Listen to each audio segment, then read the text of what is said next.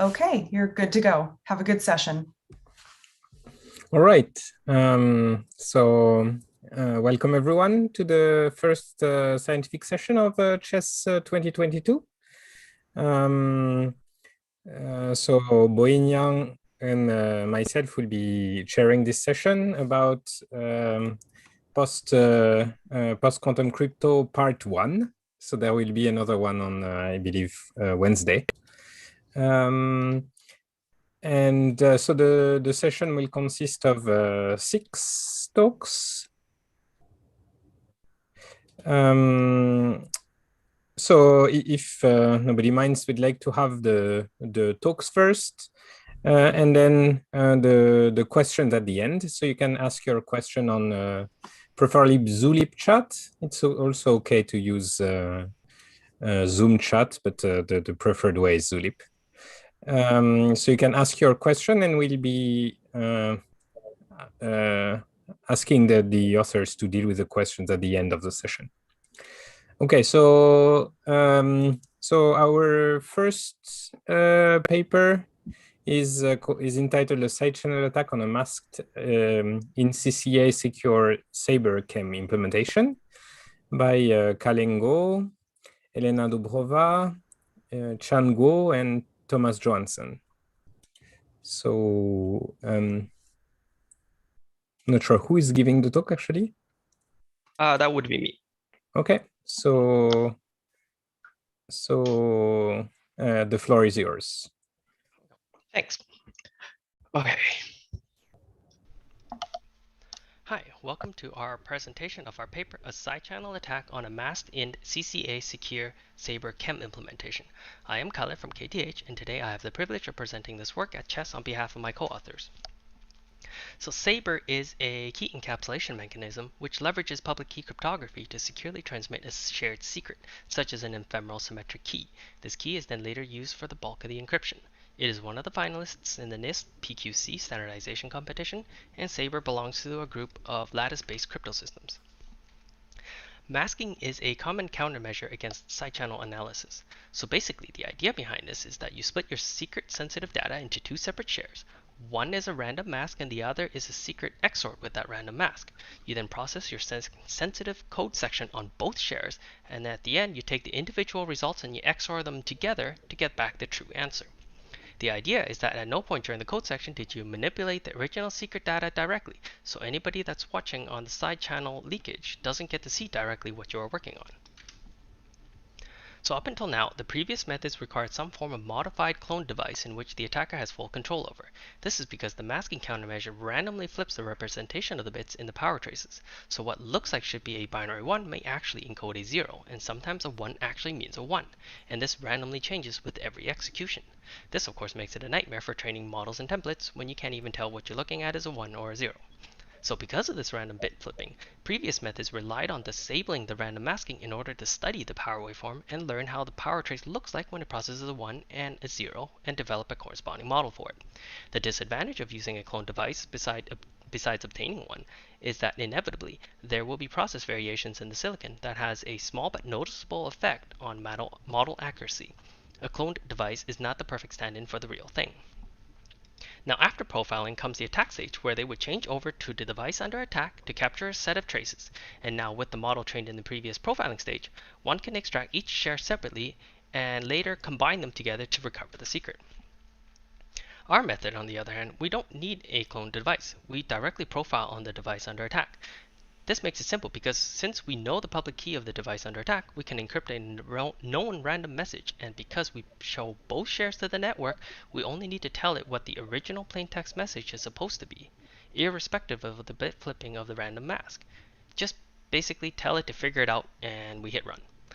This makes our method much simpler, even at the attack stage, because the neural network figured out that one portion of the trace is related to the other, and it automatically uncovers the secret bit for you, and it just spits it out.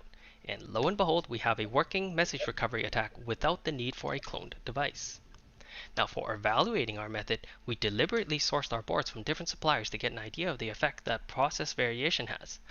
D1 and D2's etching suggests that they were manufactured in a factory in China, whereas D3 comes from a factory in the Philippines.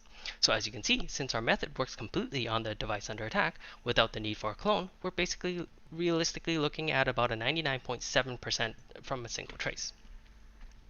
Now, in the paper, we combine this with a secret key recovery, where we introduce chosen ciphertexts constructed in a way that retrieves the key information mapped to ECC code words in such a way that the key recovery can correct single bits and detect up to 2 erroneous bits in the message recovery.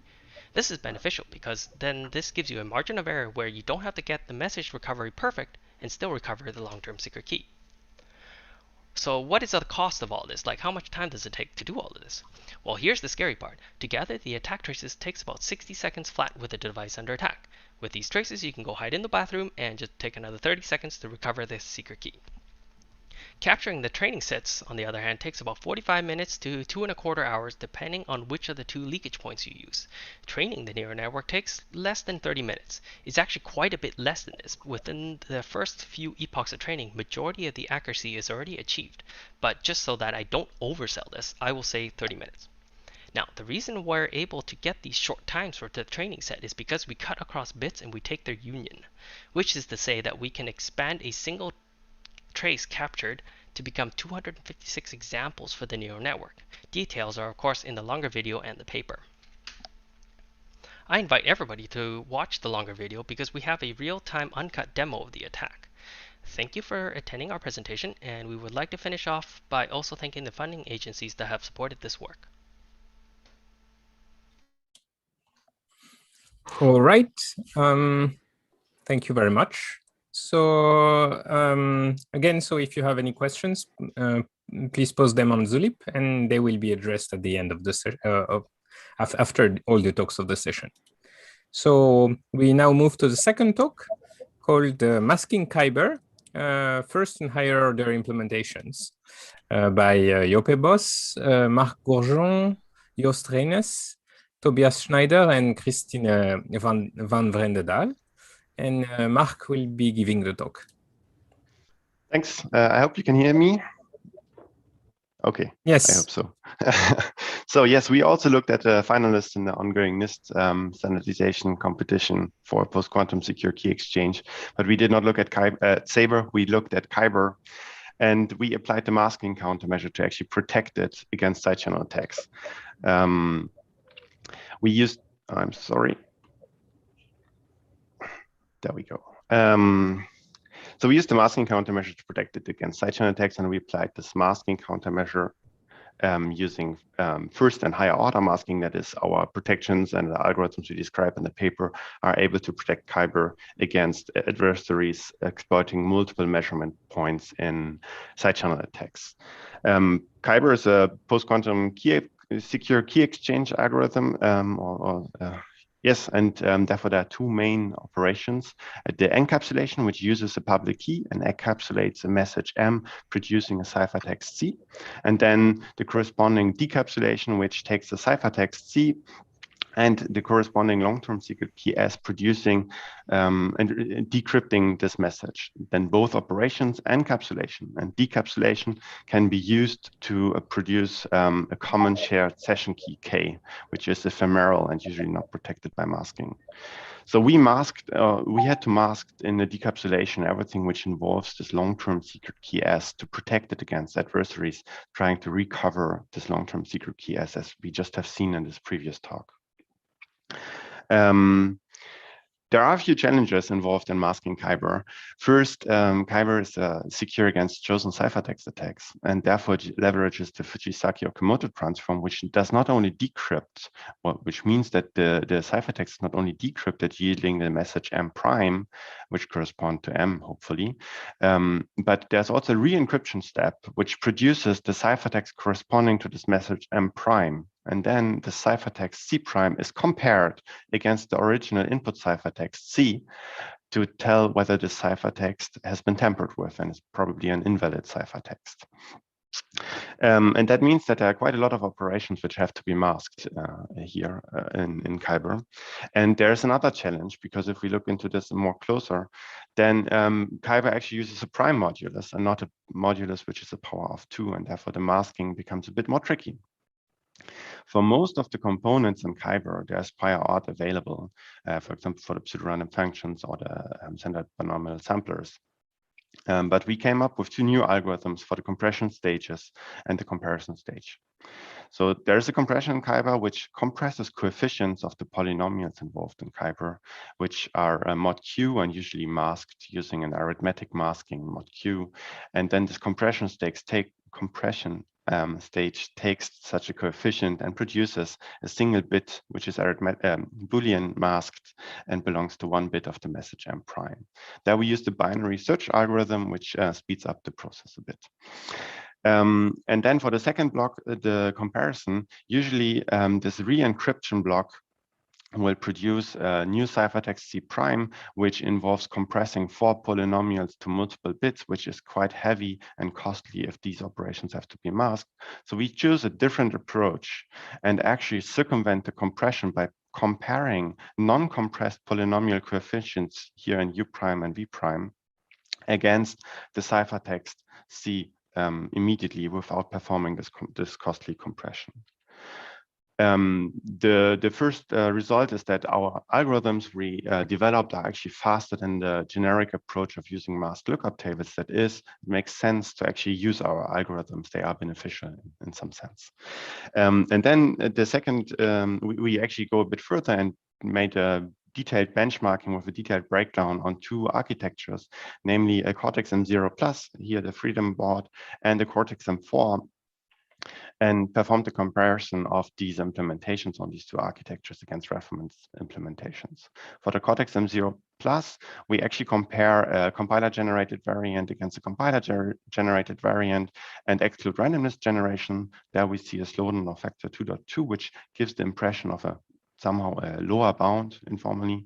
And then for the Cortex M4, we make a fair comparison and compare against the high-speed PQM4 variant of Kyber, which is really fast because it has lots of assembly optimizations. And we also include randomness generation in the results of our benchmark. There we see a slowdown of factor 3.5, which is maybe the main takeaway in this 5-minute talk, because Kyber actually is thereby in the same, roughly the same slowdown factor than Saber. And this is a bit surprising maybe because Kyber, as I told, has this prime modulus, whereas Saber has this power modulus, which is a power to 2. And here we can see that despite this problem, this prime modulus, there is less impact than expected. Usually it would have been expected that this prime modulus has a large impact, but it's not that bad, as we can see in our paper. We also performed the evaluation for higher orders. We implemented for 2nd and 3rd order again on both devices with much less optimization, so there's more to gain in future work. The slowdown is much heavier on these 2 devices. To the left, it's the Cortex M+, to the right, it's the Cortex M4, and these overheads are mainly governed by the A to B. So the arithmetic to Boolean conversion involved there. We perform physical evaluation, and we actually also use the verification tool s-2 to verify our 1st order implementations, including the lookup tables. And you can find all the details in the paper. I'm happy to take your questions later. Thanks. All right. Thanks for the talk. So if you have questions, please post them on Zulip. And we are moving on to the next one, chosen ciphertext K-trace attacks on masked CCA2 secure Kyber by Mike Hamburg, Julius Hermeling, Robert Primas, Simona Samardańska, Thomas Schamberger, Sylvan Street, Emmanuel Strider, Christine van Vrendedal, and Sylvan is giving the talk. I hope I didn't pronounce the names too bad. It's okay. Thank you. Can you hear me properly? Yes. Yeah. Okay, perfect. Well, our talk is on Kyber. So we have Kyber with the 3 different stages of key, gen, encryption, decryption. And our focus in this paper, our point of attack is the stage of the decryption. we focus on the decryption before the Fujisaki-Okamoto transform, which generally avoids a chosen ciphertext attack. But as we use a side channel attack, we're able to still attack it with a chosen ciphertext attack. If we look at this multiplication in the decryption step in here, we have a multiplication of two vectors in this over a polynomial ring in Kyber, which is defined by a reduction polynomial. And in Kyber, we have a performance optimization already embedded into the algorithm via an NTT. So we have a pointwise multiplication within the NTT domain, which means our ciphertext is actually NTT transform first. And further, before that, there's either a decompression step in Kyber, which is an important fact if you want to do some chosen ciphertext attack, as in our case. Our point of attack is the inverse NTT operation after this pointwise multiplication, and essentially the scalar product of the two vectors. Here we base on some prior work. The prior work I want to mention here is by Robert Primus, Peter Pessler, and Stefan Mangard, presented at CHESS a few years ago. And they used a belief propagation to combine the leakages within the NTT, as the NTT gives you a very structured dependency between the different variables by simple addition and subtraction. And this can be exploited by belief propagation to combine simple Hamming weight leakage of a 16-bit Hamming weight measured on a Cortex M4. And thus you can easily combine noisy leakages together to get a better understanding of what the intermediate values actually are. And we base on this, but we improve on this prior work, as this had a major flaw using masking, that it was very noise intolerant. And we improve on this by using sparse inputs. So we generate a ciphertext that will be sparse within the NTT domain, allowing us, for example, to set every second coefficient to 0 within the NTT domain, and thus having a high dependencies between the different coefficient within this NTT graph, within this belief propagation graph, and thus converging faster and allowing us for a higher noise tolerance. For this, we first present a way in the paper how to create such sparse vectors within the NTT domain. This is a challenge, as Kyber is it needs to be compressible, as Kyber has this extra compression step, so we're not able to control all bits of the ciphertext as all of the input of the entity, and thus it was a challenge to create something that is sparse within the NTT domain. We use this by using the structure of the entity or the BKZ. Further, afterwards, once we have a partial knowledge of some coefficients, as we set them sparse, so we set, for example, here we set the bottom half to 0. We have to also get back from this partial knowledge of the secret key back to the original secret key. For this, we again present in the paper a method how to use the structure of the NTT. And for distributed sparseness, we present how to use it using a lattice solver like BKZ again. With these techniques, we're able to improve the noise tolerance. Generally, the blue line represents a non-sparse case. Down here, we have the noise tolerance in sigma for a Gaussian noise assumption on a 16-bit Hamming weight, and here we have the success rate. The blue line is the non-sparse case, and by increasing the sparseness and reducing the number of non-zero coefficients, we're able to move this line to the purple line for all Kyber variants, and to the gray line for Kyber 1024 as it has less compression. Also here, I want to mention the difference between masked and unmasked is almost neglectable, as our attack doesn't, for a general masking scheme, our attack is mainly not influenced by the masking, as our input is still sparse within the NTT domain, and a masking would just mean our attack needs to be repeated twice. So it's just like within the slope is a little steeper on the masked than with the unmasked. Our paper is called a K-trace attack, as we attack a certain portion of the secret key within with each trace. So in our general attack frame using 64 non-zero coefficients, we're able to attack one vector component of Kyber. As Kyber 512 has two vector components, we need two traces, which is the K setting of Kyber. For Kyber 768, we need three traces, and for Kyber 1024, we need 4 traces. This allows us to have a noise tolerance up to a sigma of 1.2 or 1.4, depending on how high you want the success rate, if you're able to repeat the experiment multiple times.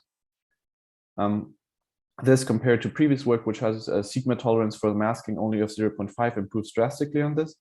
For Kyber 1024, we can even increase the sparseness to the less strict compression to increase the noise tolerance up to a sigma of 2.2, which would easily be applicable for real devices. Also to mention, this sigma already of 1.2, 1.4 for the other attacks will most likely also work on a real device, as we based ours on simulations. But looking at previous papers, which were handling like noises around 1.3 on a simple power measurement, so this is a real attack possible with this noise tolerance. To summarize our contribution in the paper, we present a novel chosen ciphertext attack strategy, which allows for high noise tolerance. We allow to attack the secret key with 1 to k traces, depending on how noise tolerant you want your method to be. Our scheme allows to our attack is also applicable to masked implementations of Kyber, and we verified it with our with a attack script, which you can also find on GitHub. It's written in Rust and Python, and that pretty much summarizes it in a short 5-minute talk. For more details, please refer to the longer video or the paper. Thank you. Okay, so thank you, Silva. So we are moving to the, again, so if you have questions, please post them on Zulip. We are moving to the next talk, so attacking and defending masked polynomial comparison for lattice-based cryptography by Shivam Bashing, Jan-Pieter Danvers, Daniel Heinz, Thomas Pöppelmann, and Michael Beirendonk. And Daniel Heinz is giving the talk. Yes, can you hear me? Yes, you were hearing you just fine. Perfect. Then, as just introduced, thank you. I will be giving a short presentation about our work on attacking and defending masked polynomial comparison for lattice-based cryptography. As you have previously seen, there is a commonly used transform for most lattice-based or for some lattice-based schemes, such as Kyber or Saber, which is called the Fujisaki-Okamoto transform. And this is used due to the fact that that it is able to prevent chosen ciphertext attacks on the normally only chosen plaintext attack secure encryption scheme. Therefore, the decrypted message gets encoded again to a complete ciphertext, and then the ciphertexts are compared, and the outputs are either random or the shared secret in the session. And apparently, as previously shown by Mark, when protecting these schemes against side channel attacks, a lot of operations have to be masked. And this includes the whole re-encryption step as well as the final comparison step. The final comparison step, the output of it is actually not sensitive data. So if an attacker inserts a non-valid ciphertext, this is okay and he knows it. And if the output then is no, it doesn't have to be masked. So the no and yes output are not, are just the outputs and are not sensitive data. This is important to know. However, on this re-encryption on the Fujisaki-Okamoto transform, there are some very important attacks or a family of attacks that can be performed, which we call decryption failure attacks. And thereby we submit a ciphertext with a very small error E. And this error E is basically only one coefficient that changes compared to the valid ciphertext U and V.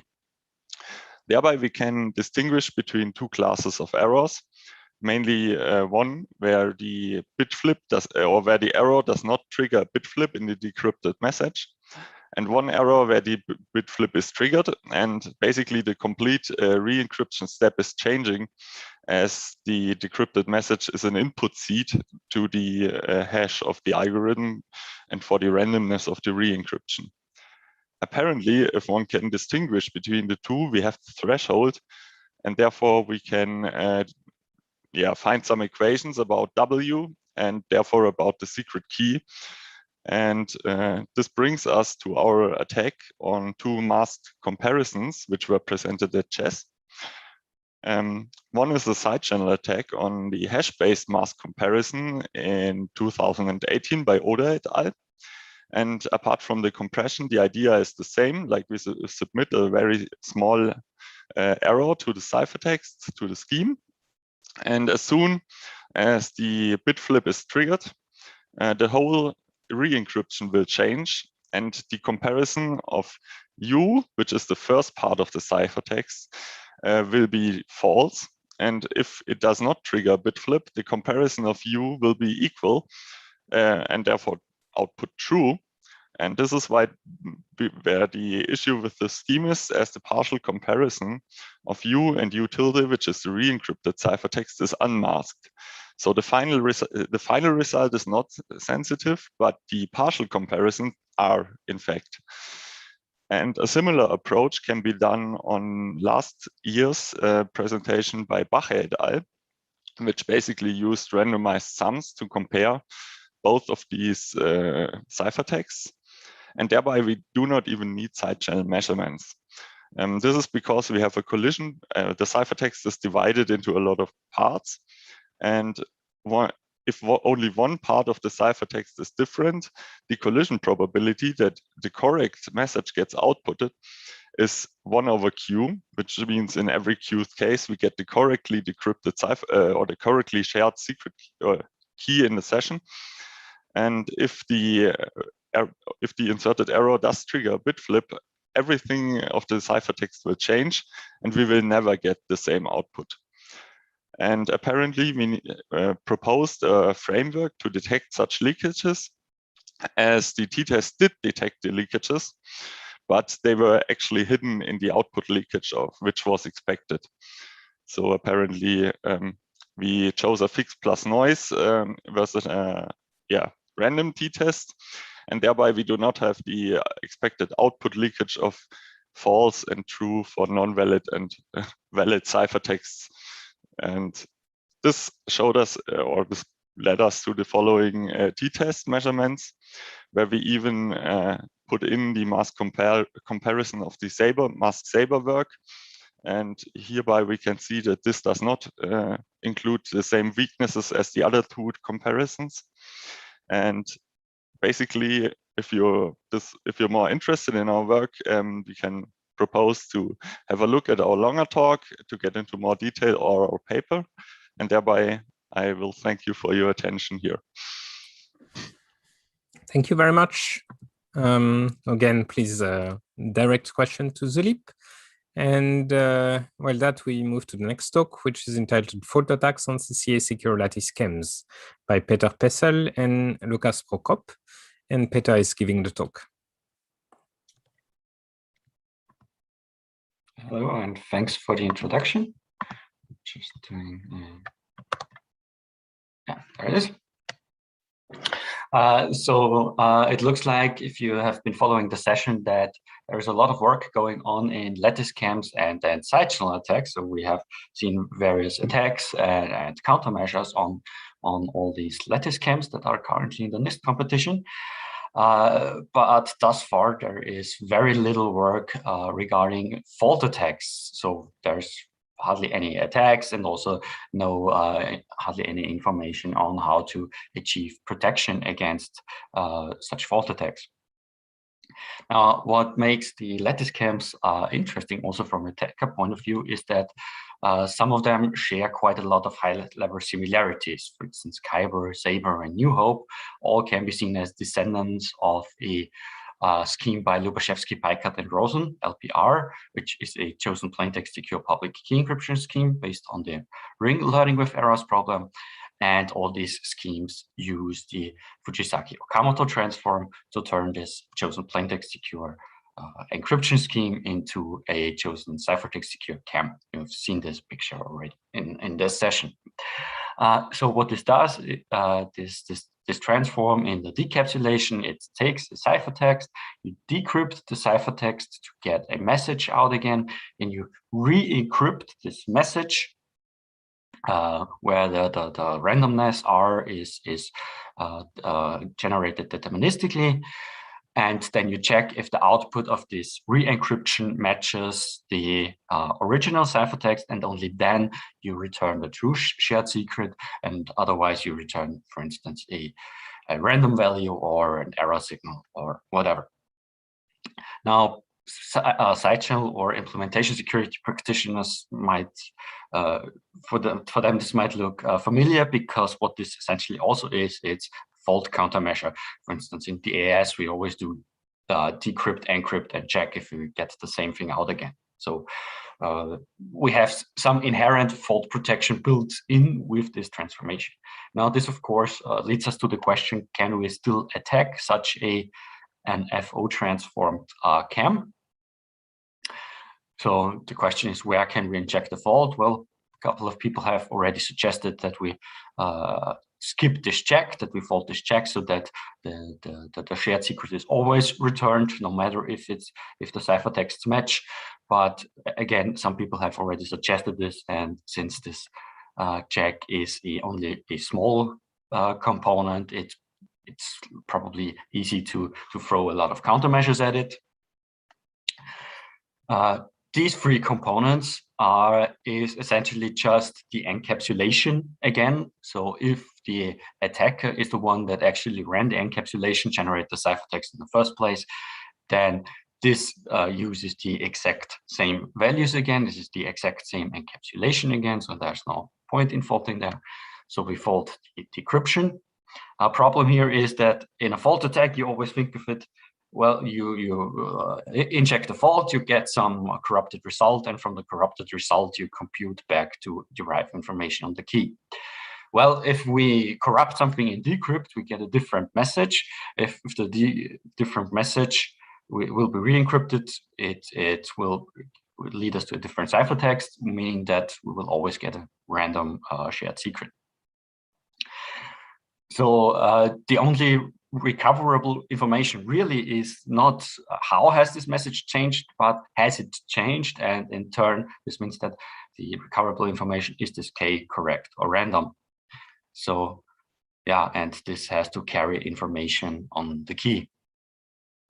We found a place where we can inject such a fault, and that also carries information on the key, namely in the decoder.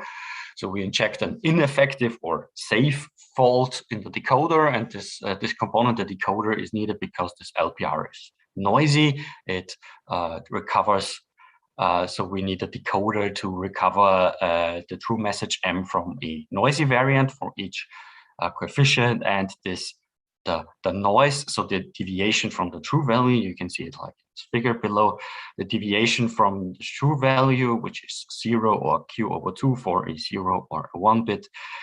We found that this depends linearly on the secret key, and we skip an instruction in this decoder, and then we learn if this noise is either positive, so on the right side of this distribution, of this noise distribution, or on the left side.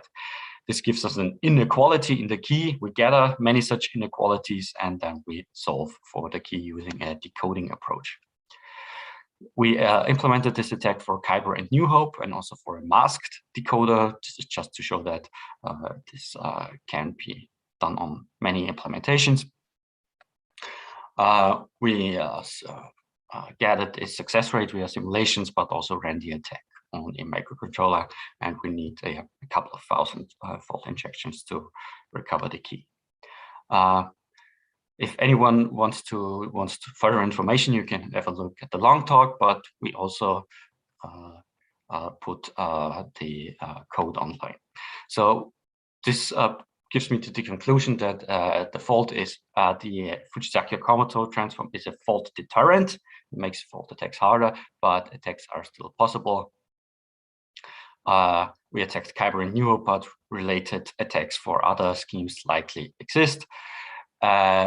And this, what we showed here, is just an instance of such an attack, and there's likely that there are other faulting positions and other techniques such as bit flips also possible. Thank you for the attention. Thank you, Peter. So again, please ask your question on Zulip. And during that time, we are moving to the last talk of the session called Analysis and Comparison of Table-Based Arithmetic to Boolean Masking by Michel van Beirendonck, Jan-Pieter Danvers, and Ingrid Verbouwede. And Michel is going to talk. Thank you for the introduction. Can you hear me? Yes, please go on. Okay, perfect. So I'll indeed be giving a talk about our paper called Analysis and Comparison of Table-Based Arithmetic to Boolean Masking. Mask conversion algorithms, like arithmetic to Boolean masking, are techniques that are necessary in implementations that combine both Boolean and arithmetic masking. And initially, these techniques were developed mainly for block ciphers or hash functions that use networks based on, for example, add, rotate, and XOR. But as you might have guessed, for this talk sitting in the post-quantum slot, is that nowadays these techniques are seeing much use in mask implementations of post-quantum cryptography. And shown here on this slide is prior work that we did, an implementation of masked Saber decapsulation, where this A to B conversion is necessary in many places. Here on this slide, for example, everything that sits in yellow is in the arithmetic domain, everything that sits in blue is in the Boolean mask domain, and at several instances, we need to convert between both of those. Now, specifically, I'll be talking about the table-based methods. These are methods that are restricted to first-order side channel security. So if you're interested in higher order, you will be looking at other methods. But if your implementation requires first-order side channel security, typically the table-based ones are the most efficient ones, and they're the ones that you will be looking at and implementing in your implementation. Even more specifically, I'll first be talking about a method from CHES 2012, which has been around for some time now, which has been implemented in some masked implementations. But we found a security flaw and actually found out that this method is insecure. So the way these table-based methods work is that there is a table lookup that converts from an arithmetic sharing to Boolean sharing. And this typically happens in chunks that process several bits at a time in order to keep this table at a reasonable size. You could also do the conversion all at once, but then the table needs to be as big as there are bits in your shares, and this is usually prohibitive and way too large to implement in memory constrained devices. So the conversion happens in chunks, and these chunks are first remasked on the left to a known mask, and this is small r. And then there is a table that is created for this, this known mask, and this is used to convert to the Boolean masking. Now, the way that all these table-based methods differ is that typically they handle the carry differently. Here on this slide is shown already the second iteration of the conversion, and there will be a carry that comes from the bottom bits of the arithmetic masking. Now, in the 2012 method, the carry and the input are treated separately, and they are both used as inputs and then also as outputs of the table. We found out in our paper that by treating the carry and the input differently, this creates a biased mask in the input. This mask value is no longer uniformly distributed. And we show this on this slide where we analyzed the masked value. In the first iteration shown in blue here, there is no carry yet, and the mask is still uniformly distributed. But in subsequent iterations, the distribution becomes skewed. And this is exactly because the carry is kept separate from the input value. We also detected this in t-tests. And again, this is shown here for a conversion in 8 iterations on this slide. And in the first iteration, we mark the iterations with the yellow signal. In the first one, there is no carry and there's no leakage. And then in the subsequent 7 operations, the carry is treated separately. And this relates to leakage at the input. In the paper, we also describe exactly how you can use this leakage to mount attacks on schemes that would use this table-based A to B conversion. Now, in the paper, we also propose 2 solutions. The first one uses still a single lookup, a single table, but keeps the same performance as the original method. But this table is now replicated many times, and this causes an increased memory footprint. We also propose a second method, which we call the dual lookup method. And in this one, there is a second lookup, a second table, which means that there will be reduced performance. But in turn, each of these tables can now be made significantly smaller. And therefore, this is a method that has a smaller memory consumption. We analyzed all of these methods in our paper. We analyzed both 16-bit and 64-bit conversion. 16-bit is usually what you would be using for example, Saber or Kyber. 64-bit sits more in the area of, for example, hash functions or block ciphers. And we also looked at two platforms, the 32-bit ARM Cortex-M4 and an 8-bit AVR microcontroller. All of these methods, and there is one prior method in the literature that also is still secure, they now offer a certain trade-off. The prior method is the best for pre-computation cost. This is the cost to generate a table in number of cycles. Our fixed method is the one that's most interesting if you're looking at small conversion costs. And typically in for example, lattice-based crypto like Saber, this is the most important one because the table can be reused for many conversions. For example, in Saber, you typically need to convert a polynomial and then you can reuse the table for all of the coefficients. The dual lookup method is interesting if you're looking at low memory implementations and you require a small size of the table. Finally, our implementations will be made available at the link that is shown on this slide. Thank you for listening. I'll ask you to definitely look at our paper in case you're interested in implementing this, and we really hope these methods see use in further masked implementations. Thank you. Thanks. I'm handing control over to Boyin for the Q&A. Hi. I ask that you keep putting your new questions on the chat. Meanwhile, I'll go over each question and their answers. Please, the people who already answers can correct me if I am not complete. So Peter Schwabe has a question for Carla. No. So would you expect that the attack or a similar attack would also work for mask other PQC candidates such as Kyber, or is it special to Saber? And Carl answered, and the attack should work, but you never know until you tried it. And there is a question for Mark Gurion, and the question is the implementation in the presentation going to be made public? And Yopa Bosch answers that due to their company policies, this is not likely, but their principles are explained very well so that people should be able to explain it themselves. Jürgen Puerkus asked Mark, what algorithms are being used for A to B, and Yopa explained that this was by Blandin Debris, and the same one that was in the last talk.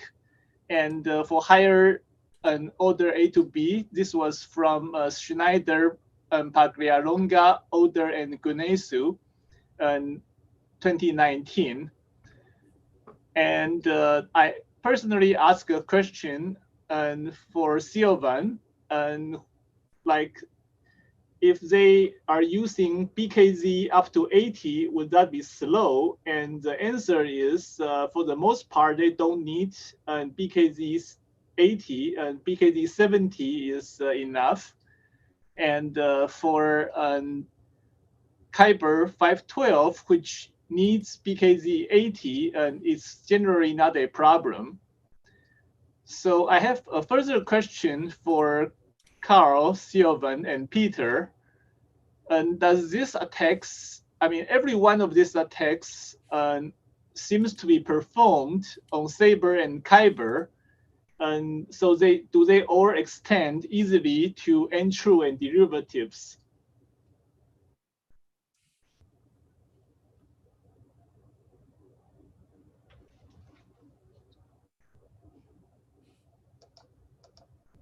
So if anybody wants to speak, please raise your hand or type in the chat.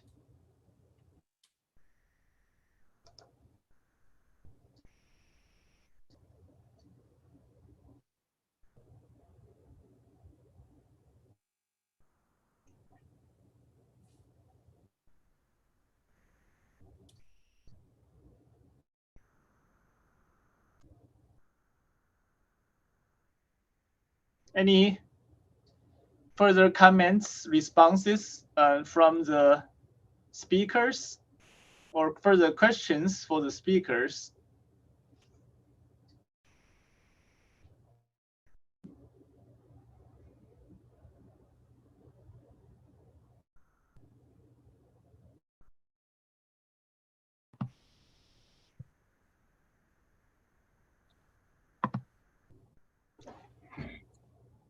Oh, sorry, I didn't know that I was meant.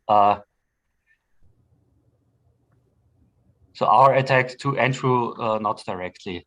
The general idea maybe, but not the not as implemented. So it would look quite different. Thank you. And here's another question for Sylvan, asking whether the attack that was presented, would that work for higher order implementations? And Sylvan says that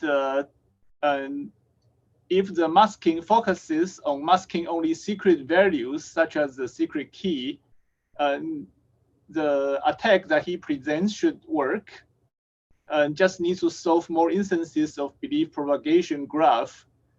And a masking of the public input would make the attack more difficult, although this is discussed in their paper.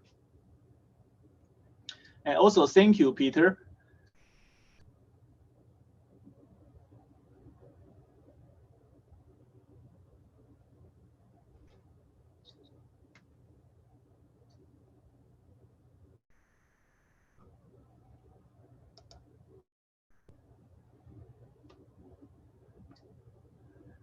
We have another 2 or 3 minutes in the session.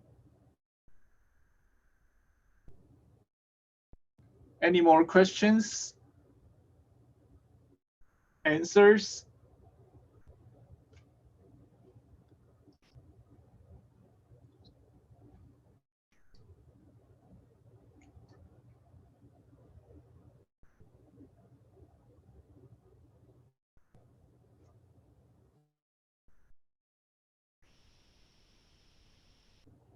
So if there's no further questions, we will suspend the activities, and we will resume in 10 more minutes at 3 o'clock locally, which is 9 o'clock in Europe, and 7 o'clock UTC.